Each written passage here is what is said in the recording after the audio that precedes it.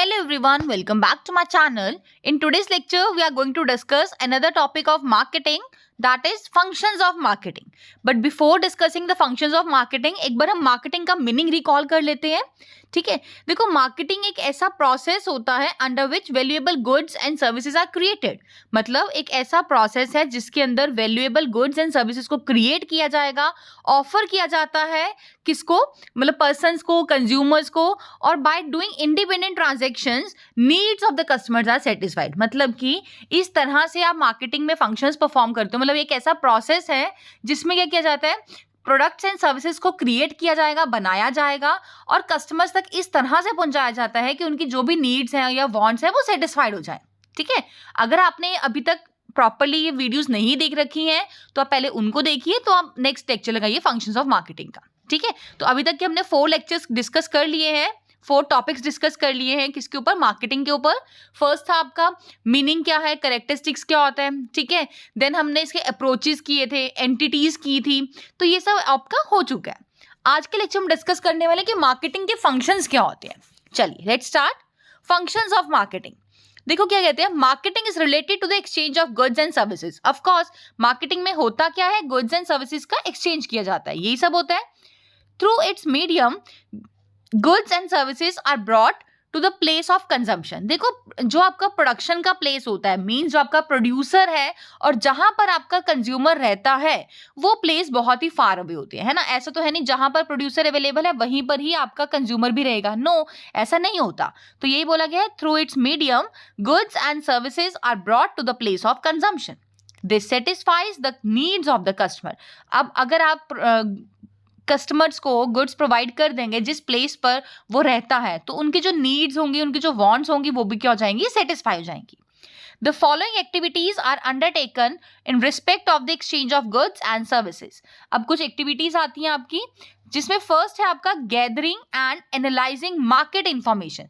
देखो जब भी आपको मार्केटिंग करनी है ना, तो सबसे पहला काम क्या होगा कि आप क्या करें, पहले गैदर करो, एनालाइज करो मार्केट में इंफॉर्मेशन क्या है. ठीक है ना, मार्केट में कौन सा प्रोडक्ट अवेलेबल है, उसके अंदर क्या बेनिफिट्स है, कस्टमर को क्या अच्छा लग रहा है, या किस चीज की या किस फीचर की कस्टमर कमी फील करता है. तो आप सारी इंफॉर्मेशन को गैदर करेंगे. ठीक है, और गैदर करने के बाद उस इंफॉर्मेशन को आप एनालाइज करते हैं.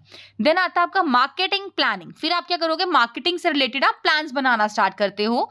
अब प्लानिंग करने के टाइम पर प्लानिंग हो गई, ठीक है, अब उसके बाद क्या होगा, हम क्या करते हैं, प्रोडक्ट की डिजाइनिंग करते हैं. मतलब प्रोडक्ट बनाना स्टार्ट कर देंगे, डेवलप करेंगे. देन उसकी स्टैंडर्डाइजेशन एंड ग्रेडिंग की जाती है. अब स्टैंडर्डाइज हो गया, ग्रेडिंग कर दी, उसके बाद आप पैकेजिंग करेंगे और उसके ऊपर लेबलिंग करेंगे. मतलब प्रोडक्ट के बारे में जो भी इंफॉर्मेशन होगी आप उन सब के बारे में नोट डाउन करवाएंगे. Then branding, customer support services, pricing of product. ठीक है, नेक्स्ट आता है आपका promotion, physical distribution, transportation, storage और वेयर हाउसिंग. ठीक है, तो अब हम इन सभी पॉइंट्स को 1 by 1 डिस्कस करेंगे. बेसिकली 12 आपके फंक्शंस होते हैं मार्केटिंग के. ठीक है, लेट्स स्टार्ट. फर्स्ट फंक्शन क्या है, gathering and analysing marketing information. देखो क्या कहा जा रहा है आपको कि सबसे पहला फंक्शन क्या है ये आपका, कि आप मार्केट की इंफॉर्मेशन को गैदर करिए और उसको एनालाइज कीजिए. It is an important function of marketing. Under it an effort is made to understand the customer thoroughly in the following veg.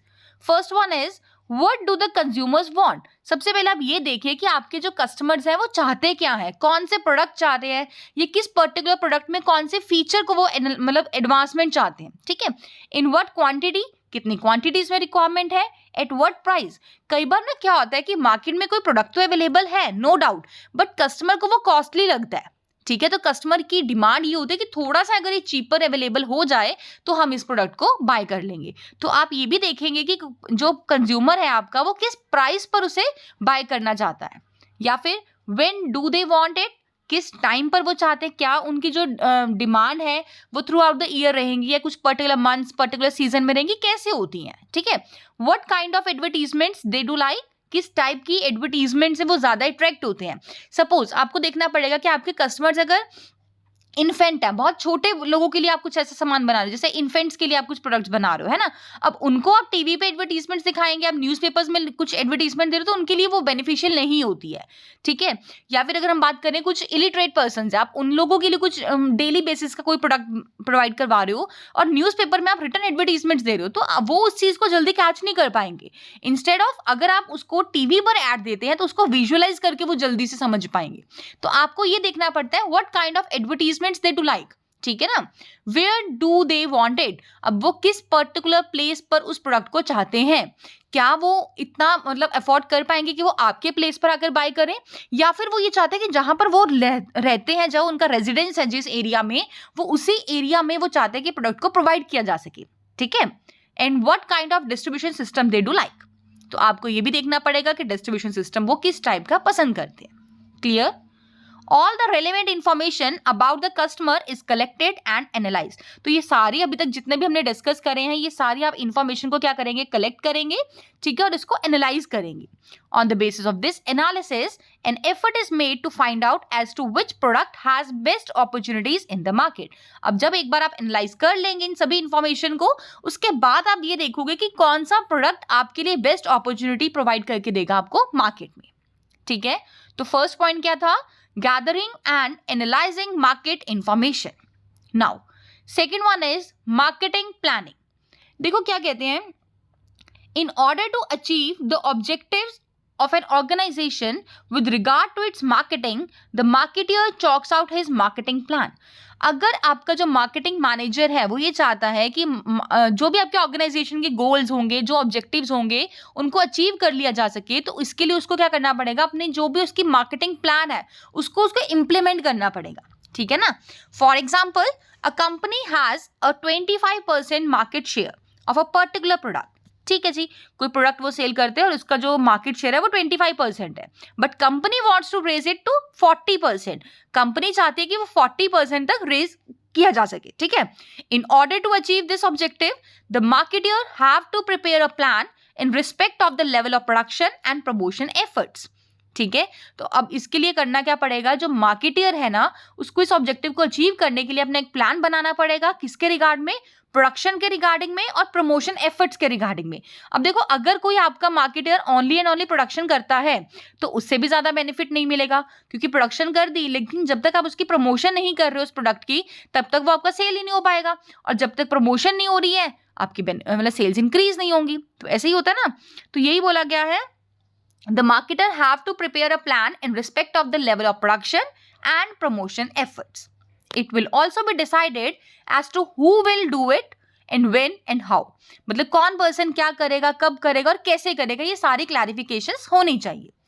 To do this is known as marketing planning. और इन सभी की बारे में knowledge रखना, decide करना ही आपका marketing planning कहलाया जाता है, ठीक है। देखो, तो फर्स्ट पॉइंट आपका था gathering and analysing marketing information. अब जब इंफॉर्मेशन हो गई है तो आप क्या करेंगे, मार्केटिंग प्लानिंग करेंगे। क्लियर है। नाउ, जब मार्केटिंग प्लानिंग हो गई है उसके बाद नेक्स्ट स्टेप आता है आपका प्रोडक्ट डिजाइनिंग एंड डेवलपमेंट। अब आपका स्टेप है कि आप प्रोडक्ट को बनाना स्टार्ट करेंगे, उसको डिजाइनिंग तैयार करोगे और उसको डेवलप करना स्टार्ट कर देंगे, ठीक है। Product designing plays an important role in product selling. The company whose product is better and attractively designed, कोई भी ऐसी कंपनी है जिसका प्रोडक्ट बहुत ही अच्छे से बनाया गया है और उसकी जो डिजाइनिंग है वो अट्रैक्टिव है, ठीक है, sells more than the products of a company whose designs happens to be weak and unattractive.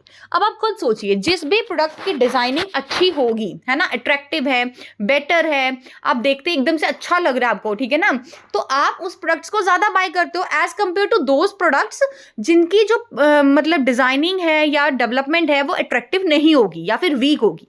Of course ये तो बट ऑब्वियस है ये चीज तो।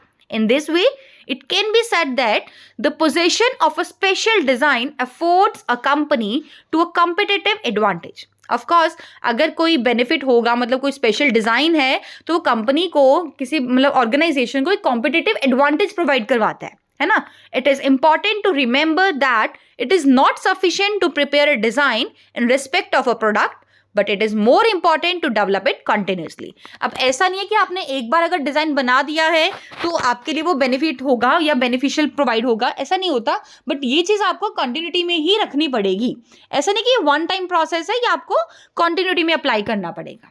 ठीक है, अब जब आपका प्रोडक्ट डिजाइन हो जाता है या फिर जो आपका प्रोडक्ट डेवलप हो जाता है, उसके बाद नेक्स्ट स्टेप आता है आपका स्टैंडर्डाइजेशन एंड ग्रेडिंग।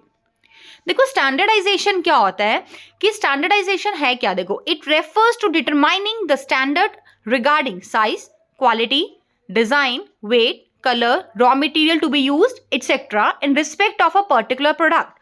देखो स्टैंडर्ड्स फिक्स करना मतलब कि आप किस टाइप का क्वालिटी उसमें लगाएंगे, डिजाइनिंग क्या होगी, वेट, कलर, रॉ मटेरियल आप कैसा यूज कर रहे हैं, ये सभी जो है वो स्टैंडर्डाइजेशन होता है। इन सबको डिटरमाइन करना ही क्या है, ये standardisation. By doing so, it is ascertained that the given product have some peculiarities, मतलब कुछ features होंगी product की. This way, sale is made possible on the basis of samples. Mostly, it is the practice that traders look at the samples and place the purchase order for a large quantities of a product concerned. देखो generally ऐसा देखा जाता है कि जो बड़े बड़े traders होते हैं ना, वो जो अपने मतलब क्या कहते हैं ऑर्डर्स को जब प्लेस करते हैं ना, वो सैंपल्स को देखते हुए ही करते हैं। ठीक है, तो यही बोला गया है mostly it is the practice that traders look at the samples and place purchase order for a large quantity of a product concern. The basis of it is that good supplied conform to the same standard of sample that was shown to them. देखो normally देखो हम जब भी कोई आप large bulk में कुछ भी बाय करना चाहते हो ना, तो कभी भी आप हर एक पर्टिकुलर प्रोडक्ट्स को नहीं चेक करते। आप क्या करोगे, एक सैंपल देख लोगे, उसके बेसिस पर आप अपना ऑर्डर प्लेस कर दोगे, और जब आपके पास वो गुड्स आ जाएंगे तो आप कंपेयर करते हैं, कंफर्म करते हैं कि जो आपको गुड्स सप्लाई किए गए हैं क्या वो as per that of standard है भी या फिर नहीं है। ठीक है, तो ये तो हो गया स्टैंडर्डाइजेशन। अब आता है आपका ग्रेडिंग क्या है। देखो जनरली ऐसा देखा गया कि जो प्रोडक्ट्स होते हैं ना, हैविंग द सेम कैरेक्टरिस्टिक्स और having the same standards are places in a given category और given a grade. This placing is called grading. मतलब कई बार होता है आप अच्छी क्वालिटी को एक कैटेगरी में डिवाइड कर रहे हो, मीडियम क्वालिटी को एक मतलब एक कैटेगरी में डिवाइड करते हो, और बिल्कुल लोएस्ट है इन्फीरियर क्वालिटी को एक साइड। तो ये बेसिकली आप कर क्या रहे हो, ये आप ग्रेडिंग करते हो। जो आप कैटेगराइज कर रहे हो ना प्रोडक्ट्स को on the base of characteristics या फिर on the base of standards, तो ये करना क्या होता है, this is called as a grading. ठीक है, for example a company produces a commodity X having 3 grades, namely A, B and C, representing 3 levels of quality, best, medium and ordinary respectively. Customers who want the best quality will be shown A grade product. This way the customers will have no doubt in his mind that a low grade product has been palmed off to him. देखो अगर कोई product customer ये कहता है कि मुझे तो जी grade A product चाहिए, बहुत अच्छा प्रोडक्ट चाहिए, तो आप उसको क्या बेस्ट क्वालिटी का प्रोडक्ट देने के लिए आप ग्रेड ए शो कर दोगे। तो इससे कस्टमर्स के भी माइंड में ये डाउट नहीं आता कि कहीं हमें लो क्वालिटी प्रोडक्ट तो नहीं हाथ में थमा दिया गया है। ठीक है, क्योंकि जब अगर उसके ऊपर ए ग्रेड लिखा होगा तो उसको पता चल जाएगा कस्टमर को ये बेस्ट क्वालिटी प्रोडक्ट है। ठीक है, therefore grading makes sales purchase easy. Of course grading की हेल्प से आपकी जो सेल परचेज होती है वो बहुत ही ज्यादा इजी हो जाती है। Grading process is mostly used in case of agricultural products like food grains, cotton, tobacco, apples, mangoes etcetera. Clear है? नाउ जब आपने स्टैंडर्डाइजेशन कर दिया, ग्रेडिंग कर दिया, उसके बाद आपका एक स्टेप आता है पैकेजिंग एंड लेबलिंग। देखो आप सभी इस वर्ड को मतलब सुन चुके हैं, जानते हैं कि पैकेजिंग क्या होता है या लेबलिंग क्या होता है ना। देखो पैकेजिंग क्या है, पैकेजिंग का मेन एम क्या होता है कि वो ब्रेकेज को अवॉइड करे, डैमेज, डिस्ट्रक्शन, ये जो भी होती है ना, जैसे देखो प्रोड्यूसर से कंज्यूमर तक गुड्स जाने में टाइम लगेगा, ठीक है ना, ट्रांसपोर्टेशन चाहिए होती है, ट्रांजिट में होती है, स्टोर भी करना पड़ता है कई बार आपको। तो कई बार क्या होता है अगर आपने उसको पैकेजिंग अच्छी नहीं कर रही तो वो आपका टूट सकता है सामान, ठीक है, डैमेज हो सकता है, डिस्ट्रॉय हो सकता है। तो इस चीज को अवॉइड करने के लिए हम पैकेजिंग करते हैं। ठीक है, नाउ क्या कहते हैं, देखो packaging aims at avoiding breakage, damage, destruction etcetera of the goods during transit and storage. Packaging facilitates handling, lifting, conveying of the goods. Many a times, customers demand goods in different quantities. It necessitates special packaging. Packaging material includes bottles, plastic bags, tin or wooden boxes, jute bags, etc. देखो packaging का I think आपको clear हो गया कि packing क्या है। देखो अगर सपोज हम बात करें टूथपेस्ट आता है, पहले तो वो एक ट्यूब में आपको कवर किया जाता है, अब ट्यूब के बाद एक वो मतलब जैसे बोलते हैं हार्ड बॉक्स में भी होता है ना, एक बॉक्स में भी कवरिंग होती है, तो वो क्या है, वो आपकी पैकेजिंग ही तो है, मतलब डबल पैकेजिंग कर रखी है आपकी। ठीक है, सपोज हम बात करते हैं अगर बिस्किट्स की बात करो, बिस्किट्स को पहले एक रैपर में पैक किया गया है ना, अब रैपर्स को जब बहुत सारे बिस्किट्स हो जाते हैं उसका एक बॉक्स में पैक कर दिया जाता है, तो आउटर पैकेजिंग है, प्राइमरी पैकेजिंग है, तो ये सब हम आगे डिस्कस करेंगे, बट पैकेजिंग क्या है ये आपको आई थिंक क्लियर हो गया होगा। नाउ नेक्स्ट आता है लेबल। देखो लेबल क्या है, एक स्लिप होती है आपको प्रोडक्ट के ऊपर मिलेगी, ठीक है, जिसके ऊपर सारी इंफॉर्मेशन दी जाती है प्रोडक्ट की या फिर उसके प्रोड्यूसर की। ठीक है, अब वो आपकी किसी भी फॉर्म में हो सकती है, ये तो कवर होगा या सील होगी, कुछ भी हो सकता है। ठीक है, label is a slip which is found on the product itself or on the package providing all the informations regarding the product and its producer. This can either be in the form of a cover or a seal. For example, अगर हम बात करें कोई भी medicine है, medicine की tube के पीछे भी प्रिंटिंग में कुछ लिखा होता है मेडिसिन के बारे में, ठीक है ना, तो जो नेम ऑफ द मेडिसिन दिया होता है बॉटल के ऊपर along with the manufacturers name, या फिर मेडिसिन में कौन सा फॉर्मूला यूज किया गया है, उसकी मैन्युफैक्चरिंग डेट क्या है, एक्सपायरी डेट क्या है, प्राइस, बैच नंबर्स, ये सब कुछ प्रिंटेड होता है ना, तो ये जो स्लिप होती है, ठीक है, जो आपकी प्रोडक्ट की इंफॉर्मेशन प्रोवाइड कर रही है, that is known as label. ठीक है, और इन सभी जो प्रोसेस होता है लेबल को प्रिपेयर करने का, that is known as labelling. Clear, चलिए एक बार रीड करते हैं। Label is a slip which is found on the product itself और on the package providing all the information regarding the product and its producers. This can either be in the form of a cover और a seal. For example, name of a medicine on its bottle along with the manufacturer's name, the formula used for making the medicine, the date of manufacturing, expiry date, batch number, price, etc. are printed on the slip, hereby giving all the information regarding the medicine to the customer. The slip carrying all these details is called label and the process of preparing is called labeling. Clear है? चलो एक बार हम देख लेते हैं कि अभी तक हमने कितने पॉइंट्स डिस्कस कर लिए और कौन कौन से। सबसे पहला पॉइंट था आपका gathering and analysing market information. जब आपने कर लिया then you have to marketing planning. ठीक है, देन आपको प्रोडक्ट डिजाइनिंग करना है एंड प्रोडक्ट की डेवलपमेंट करनी है। After that standardisation and grading. Then आया है आपका पैकेजिंग एंड लेबलिंग। क्लियर है? Now next point is branding. देखो ब्रांडिंग क्या होता है, जो भी आपके प्रोडक्ट का एक डिस्टिंक्ट नेम होता है ना, that is known as branding. ठीक है ना, जब आप अपने प्रोडक्ट को कुछ यूनिक सा नाम देते हो जो किसी भी प्रोडक्ट का नहीं है, इट मीन्स वो आपका ब्रांड है। क्लियर? चलो एक बार देखते हैं क्या लिखा हुआ है। एवरी प्रोड्यूसर और seller wants that his product should have a special identity in the market. No doubt हर प्रोड्यूसर हर सेलर ये चाहता है कि मेरा जो प्रोडक्ट है ना उसके अंदर कुछ स्पेशल आइडेंटिटी हो, मतलब उसकी एक स्पेशल आइडेंटिटी हो मार्केट में, है ना, उसका नाम हो। In order to realise his wish he has to give a name to his product which has to be distinct from other competitors. तो इसको पूरा करने के लिए उसे क्या करना पड़ेगा, अपने प्रोडक्ट को एक नाम देना पड़ेगा जो कि डिफरेंट होगा अपने उसके कॉम्पिटिटर्स के प्रोडक्ट से। ठीक है, giving a distinct name to one's product is known as a branding. और अपने प्रोडक्ट को यूनिक सा नाम देना ही क्या कहलाता है, branding. Thus, the objective of branding is to show that the products of a given company are different from that of the competitors so that it has its own identity. तो main objective क्या होता है branding का, कि वो ये show करे कि जो उनका प्रोडक्ट है ना किसी भी पर्टिकुलर कंपनी का, वो डिफरेंट है उनके कॉम्पिटिटर से, और इससे ये दर्शाता है कि उनकी अपनी भी एक पहचान है मार्केट में। Clear?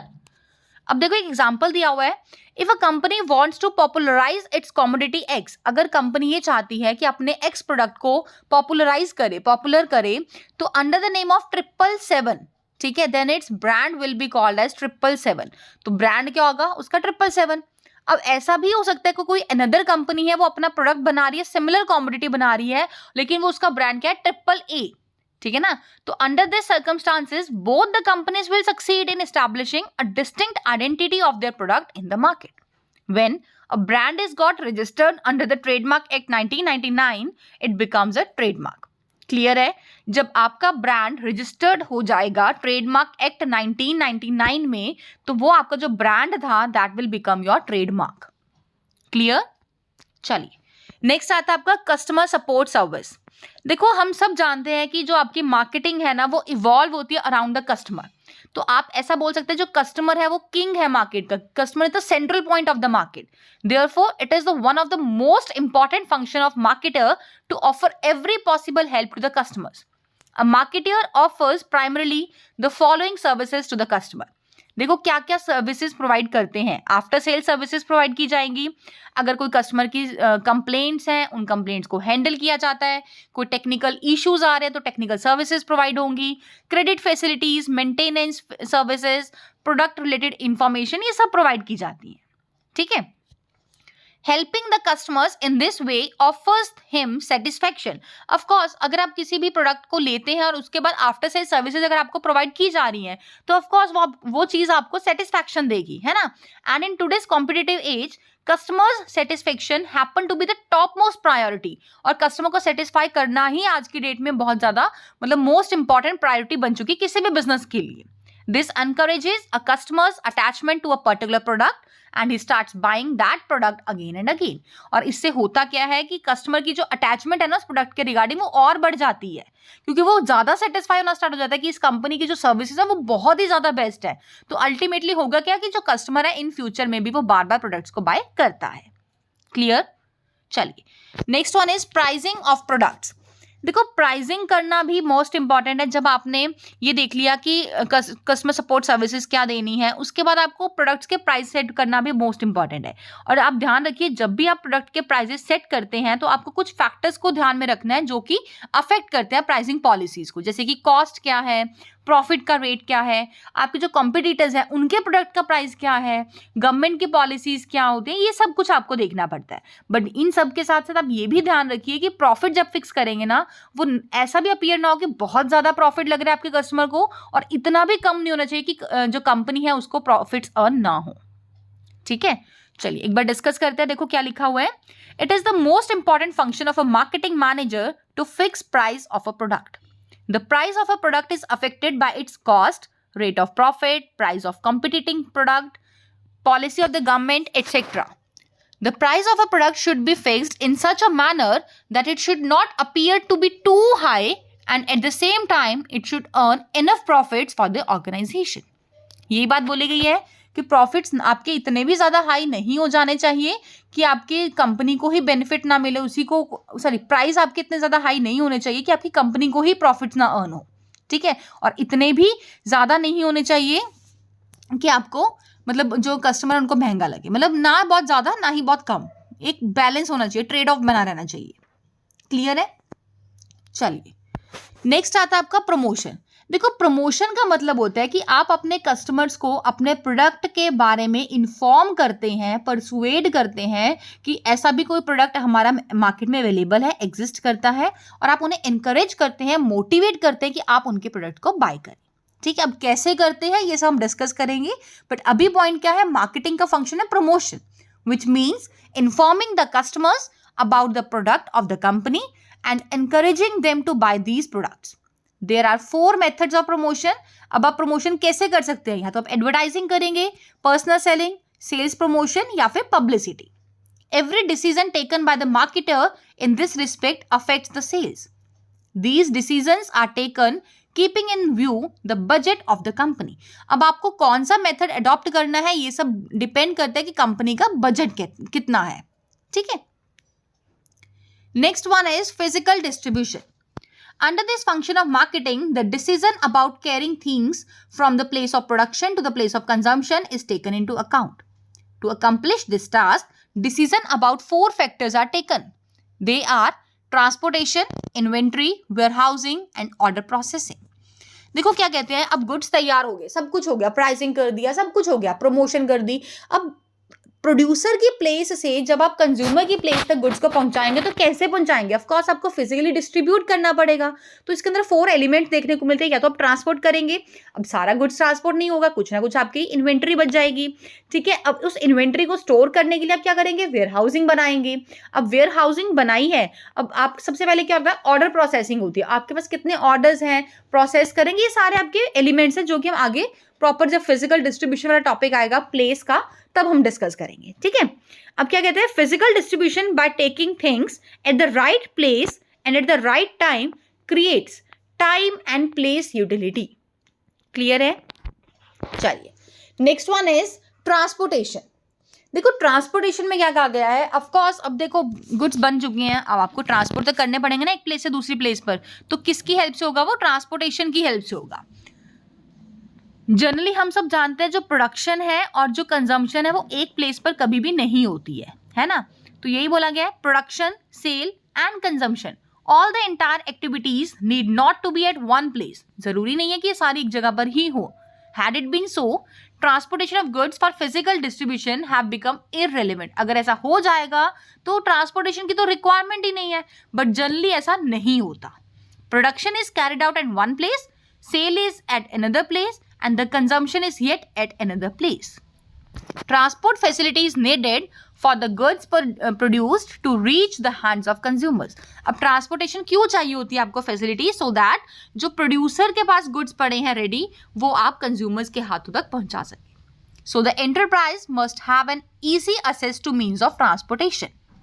Mostly we see on the roadsides private vehicles belonging to Pepsi, Coca-Cola, LML, Britannia, etc.